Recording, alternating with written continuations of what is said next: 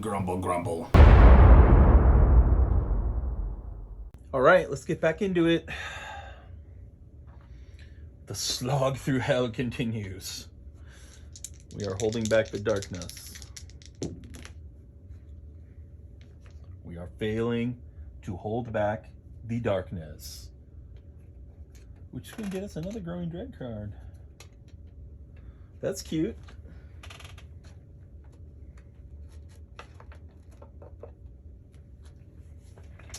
I can... No, I can cancel a darkness card. Okay, I'm not going to do that. We're in kind of dire straits here. We've got a lot of corruption, a lot of damage on the sumo.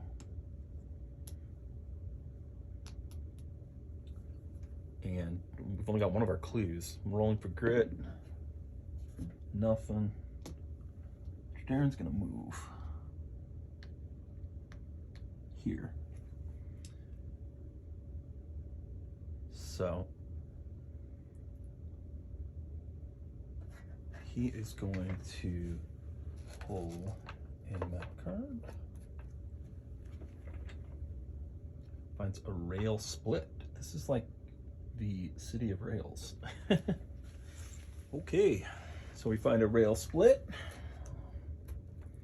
Gets an encounter token.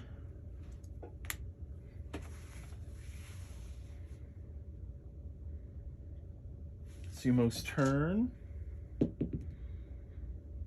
Rolls a 2. He's not recruiting grid on 1 or 2, is he? No. So no grit. The question is, does he really want to move into another room? I don't think so. I think that's a little too... Plus this has 3 potential exits, so he's just going to move back. God, these lines are hard to see. 4.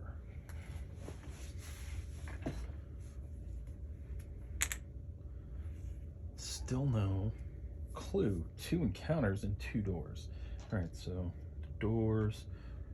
1, 2, 3, 4, 5, 6. So I'm rolling for the one that doesn't have a door. 5. So no door there. Door there. Door there.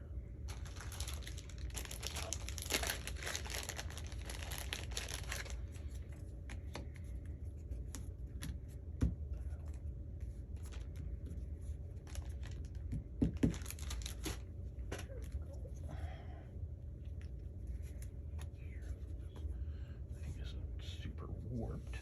Nothing I hate more than a warped tile.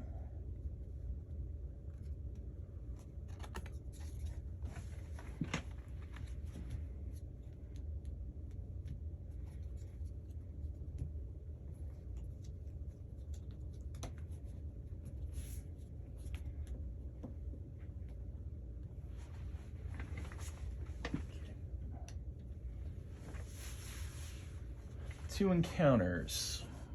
Let's just make sure we don't have anything else going on. Oh, we are +2 move. I keep forgetting that. He wouldn't have been able to move any farther, but he would have been able to go. Maybe.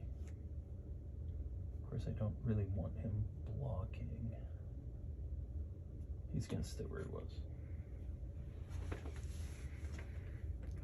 This tile, warpage, rears its ugly head. So we've got our 2 encounters. Blasphemous markings. Curved and scratched into the walls are hundreds of devilish runes and markings.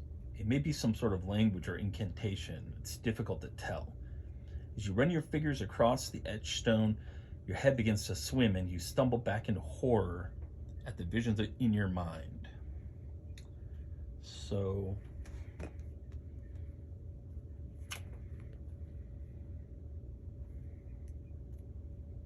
all heroes, lore 5+ test. Okay. lore of 1. Lore of 2. No lore increases.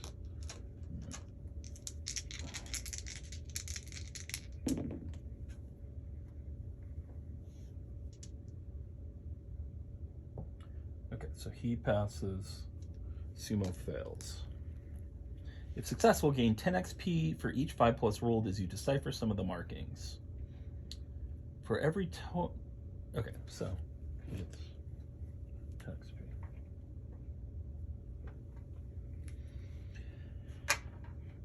For every die rolled on this test that did not roll a 5+, take 1 horror hit that does 3 sanity damage.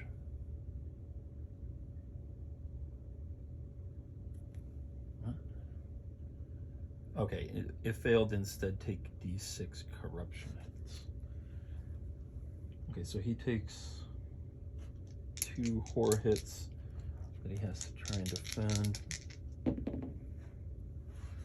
Defends 1. So he takes 3 sanity damage. He had 3. Now he has 6.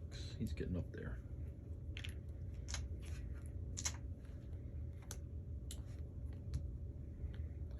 Next up is Servants of Darkness.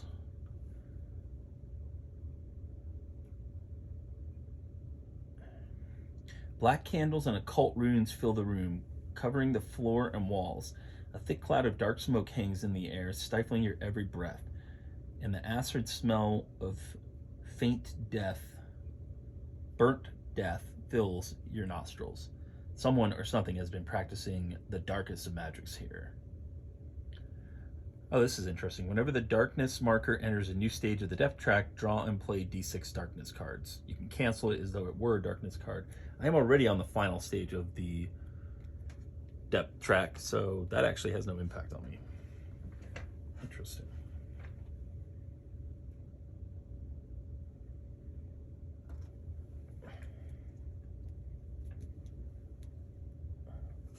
Okay, so back to not holding back the darkness. It's almost assuredly what is going to happen.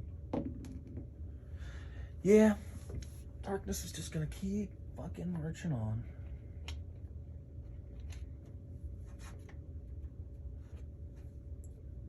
I think that we are gonna run out of time on this.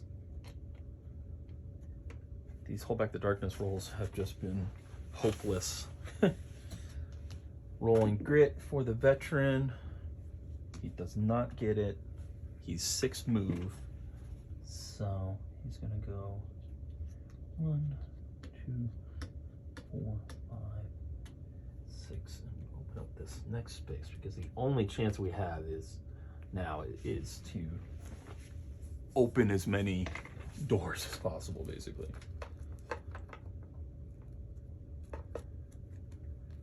Okay, and he finds a passage, a T-junction passage. Passages have special rules. Whenever you place a passage map tile, you can look at the next exploration token in the stack and choose to either put it back on top or return it and shuffle the stack.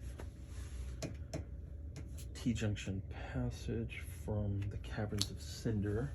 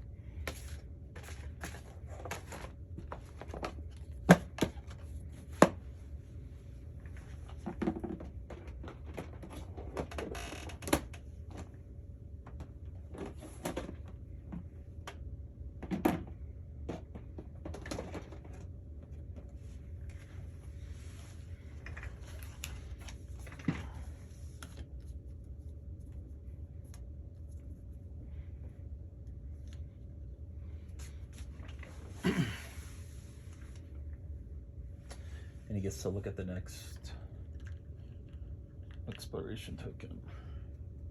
It's a clue with an encounter. So he'll definitely be keeping that. I'm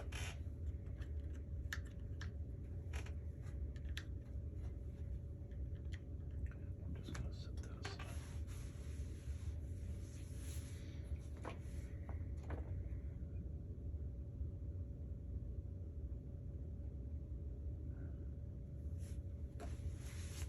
Okay, so now we're getting closer.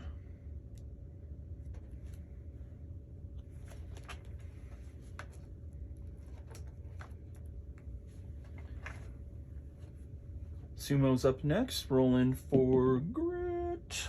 Failing. I was going to take a look at his. Yeah, he's got plenty of time to heal 2d6 wounds sanity. He's going to play Rally.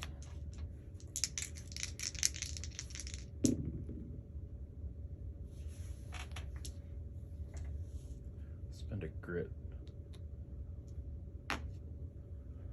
Reroll those. There we go. It's 9.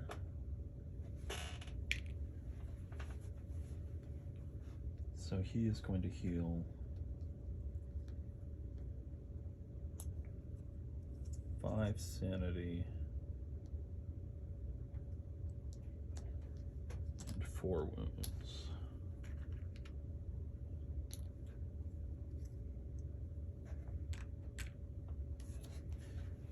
Rally goes away.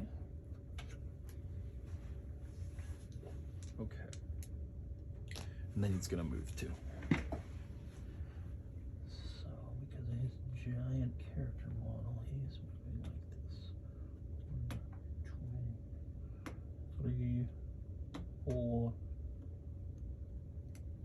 Oh, that's so annoying. Tile warpage is my most despised thing about this game. Just turn way down. Let's ignore it. Fuck these tiles. We'll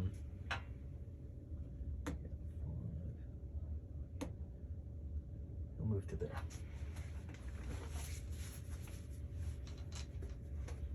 And then he'll scavenge, because why not?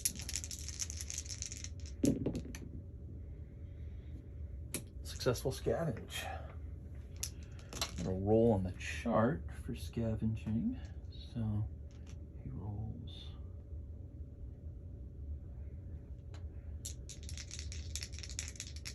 Wait, it says D12.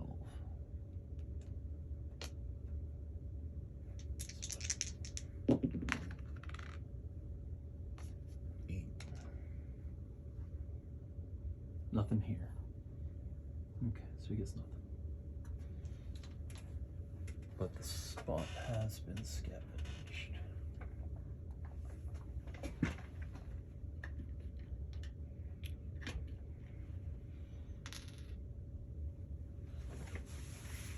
Comes back around to the veteran, holding back the darkness. And if he doesn't start getting some serious luck on this, then this is going to be over. 6, 11. Okay, so that's the kind of luck I'm talking about. Whew! It's coming right down to it. The scavenges. No grit. Moves. To here. Another passage, short passage from the Caverns of Cinder.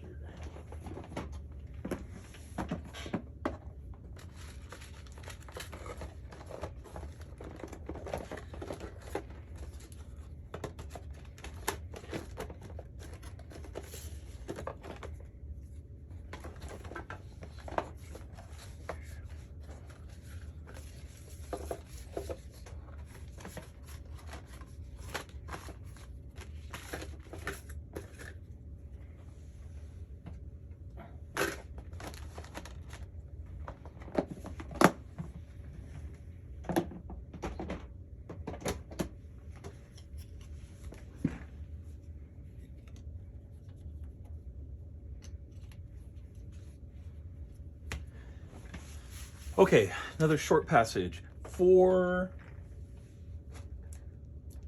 ease of, in the benefit of actually having something interesting happen at the end of this, other than me just literally running out of time, I'm going to leave this exploration token out and look at the next one.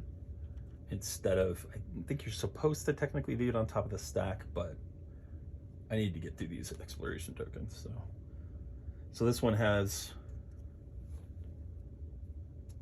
yeah, this is another encounter, and it has another clue on it. So that's the one that will hopefully end this. And that's it. Sumo rolls for grit, fails to get grit. Sumo moves.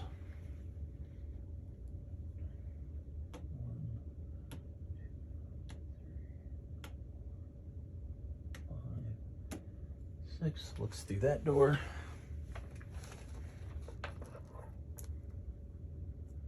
In the hell.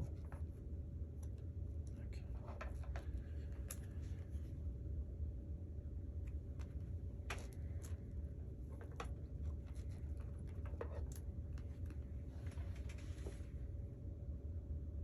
Finds another rail tunnel. Apparently we're in an old railway here.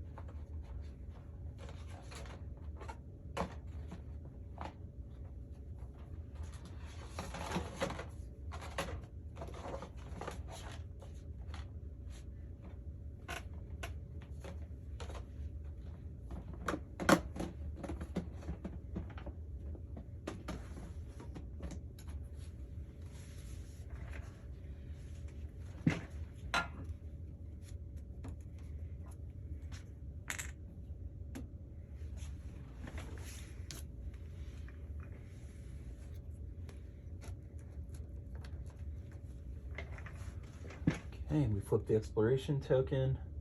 It is our second clue with 2 encounters.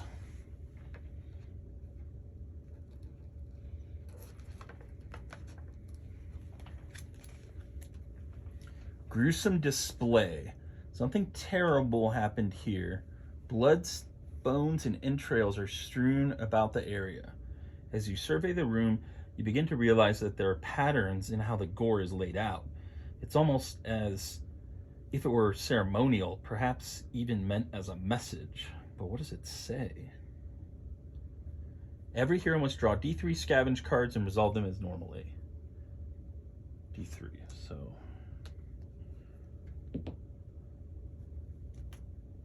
one. So every hero draws 1 scavenge card. I'm using dice.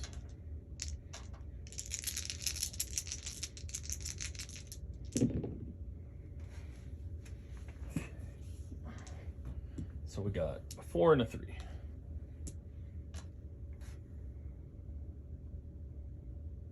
3 is blood money, gain D6 times 20, or 4 is sack of gold dust, gain 100 gold. So he gets 100 gold. And a 3 is, wait, I'm looking at the wrong. I should just use the card.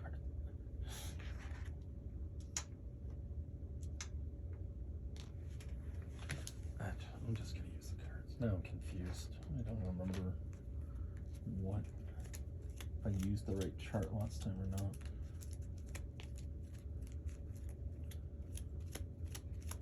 Plus I think I'm forgetting the XP. Try to avoid it, it's just one more deck of cards you have to shuffle, but oh well. So he gets that, he gets that. Useful discovery, draw a gear card. Okay. The Cursed Coin.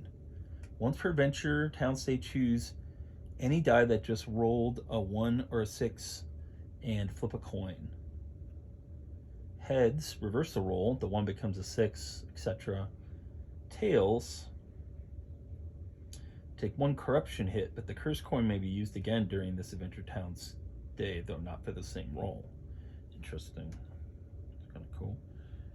Can't be sold, traded, or discarded unless a cure occurs.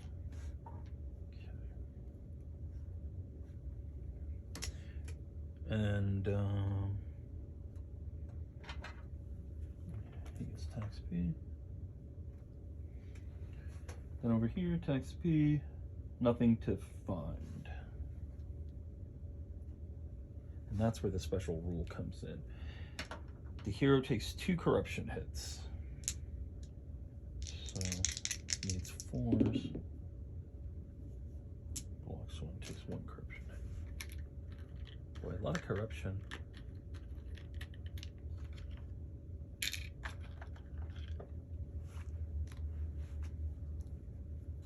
Okay. Let's go back into the scavenge deck.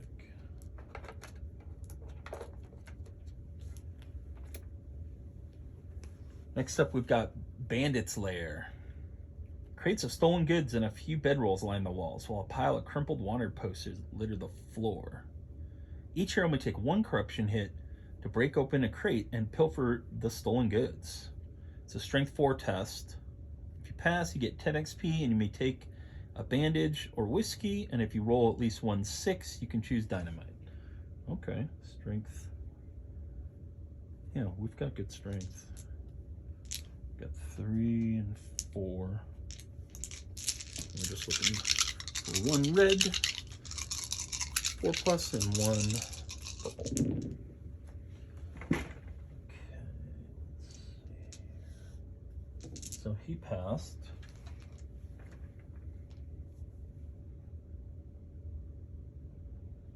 With a crit, so he can take a dynamite if he wants to, which I think I will. I think I will take a dynamite. Now that you mention it, I'm like ass to take a dynamite.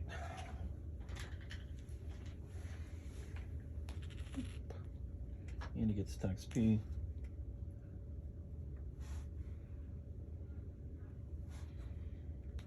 The other guy gets nothing. Okay, so that one wasn't even detrimental. There's 1 door in this room. 1, 2, 3, 4, 5, 6. Okay. So the door is over there.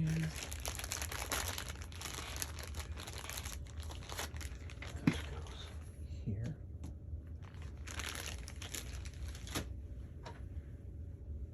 And we're back to holding back the darkness.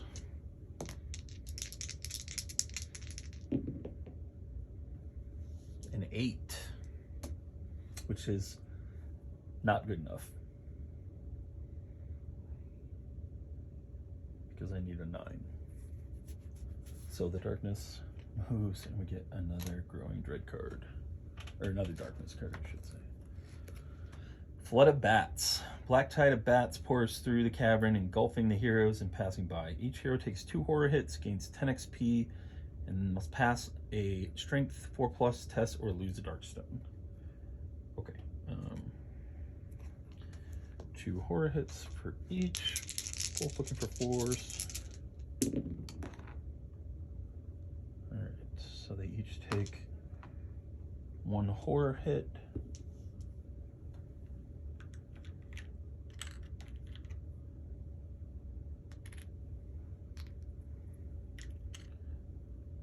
Strength plus 4 test or lose a darkstone. Don't really care. Yeah, okay, so he loses his darkstone.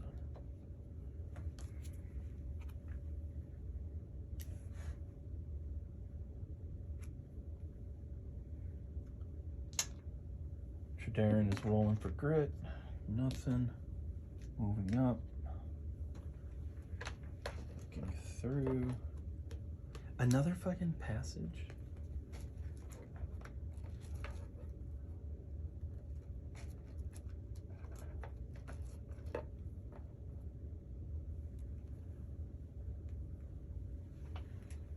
All right, he finds a switch curve.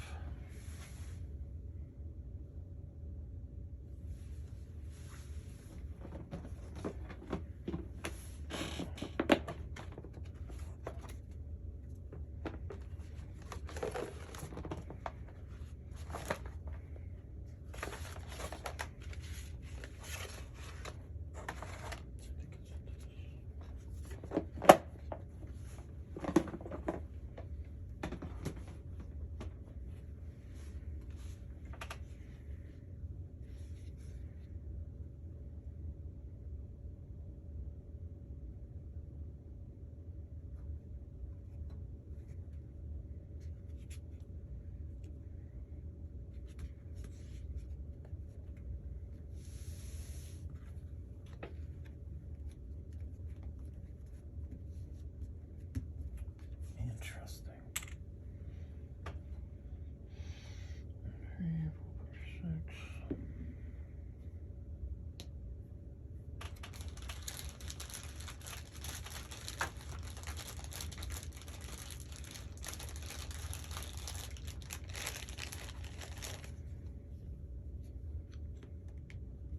It's a cool looking dungeon, actually. I removed a chunk of it over there, but it's fine. All right, rail switch. The rail tracks set into the dusty floor here split off in 2 directions, and there's a switch box to change their path. Choose. If you pull the switch, if successful, gain 25 XP, and then on roll a d6. On a 1 or 2, the ceiling collapses under the pressure of the force needed to pull the switch. Each hero takes d6 hits. 3, 4, 5, or 6. Okay, ignore it and move on. Nothing happens as you pass it by. That's what I'll do, because I don't. What it would do is it would let me see the exploration tokens that are coming up, but I already know what's on the exploration token because I already do it. So we're not going to do that. We're going to roll for grit for Sumo, and then he is going to book aspect this way. 1, 3, 4, 5,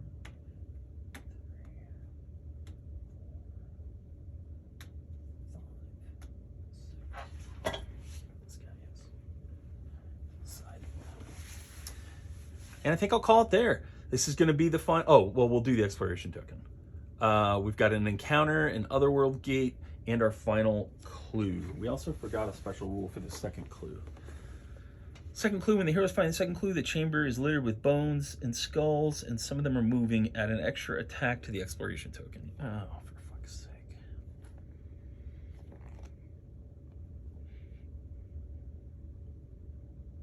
I'm just going to skip that because there's no equitable way to work that in here, unfortunately.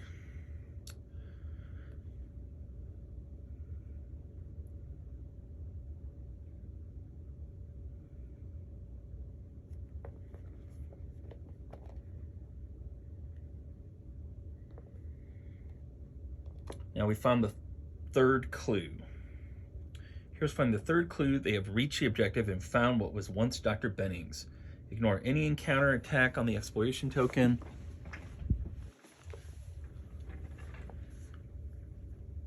As well as any door gate icons, as the objective room has no exits. Then reveal all growing dread cards in the stack.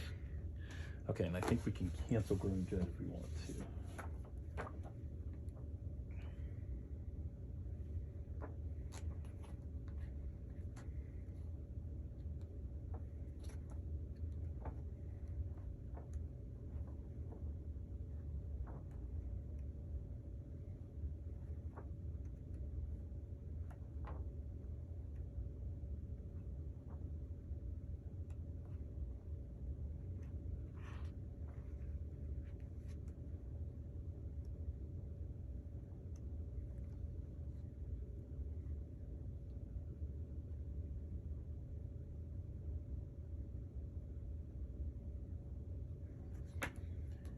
Yeah, I have enough grid to cancel one of the growing dread cards.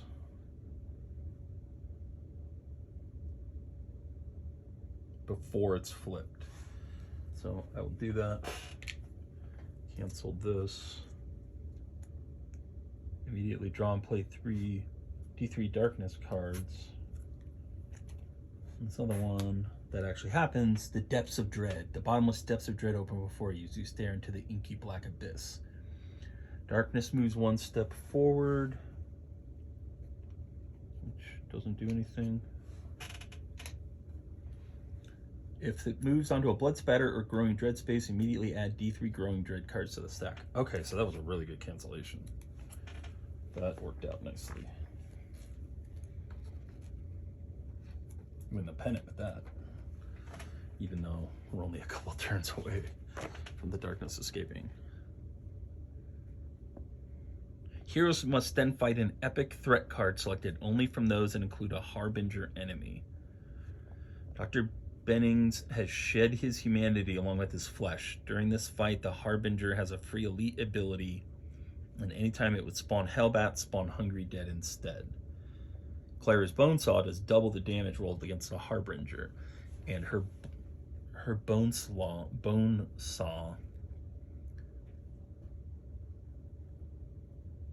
just does immediate D6 wounds ignoring defense, so she could do 12 unprotected damage. Once the Harbinger is defeated, the ritual is stopped and the mission is successfully complete. Oh boy. Okay, so we need an encounter card that only, or a epic threat card. Although you're supposed to use high epic threats if you're 1 or 2 players. Let's see if there are Harbinger cards in here. Fuel Link. There may be.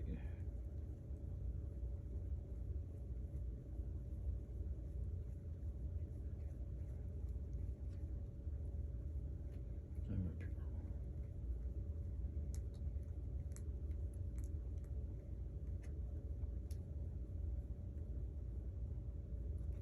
Harbinger, not Harvester. And it doesn't look like any of the boss cards are in here. So come here.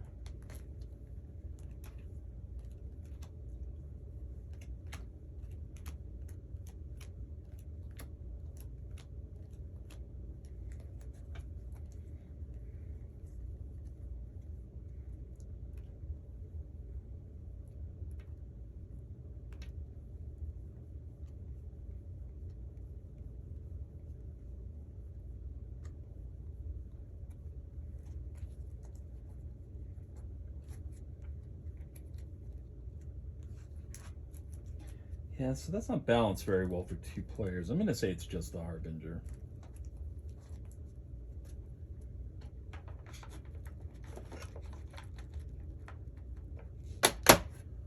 Because 2 players are not even supposed to draw. They're not even supposed to be able to face bosses. Look at the...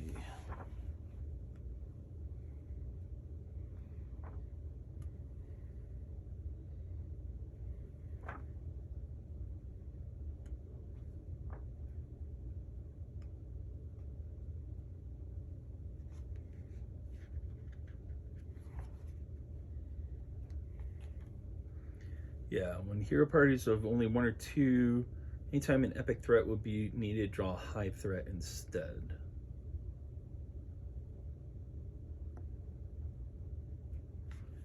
So I'm going to use the Harbinger because I do want to have the thematic fight because we found Dr. Bennings, but I'm not going to give him anything other than his own formidable self, which I painted in my new style, which... This is a really cool miniature. The 2nd edition miniatures are a big step up. You can see the glyphs and stuff on his legs and arms and so much detail in the wings. And he spawns here.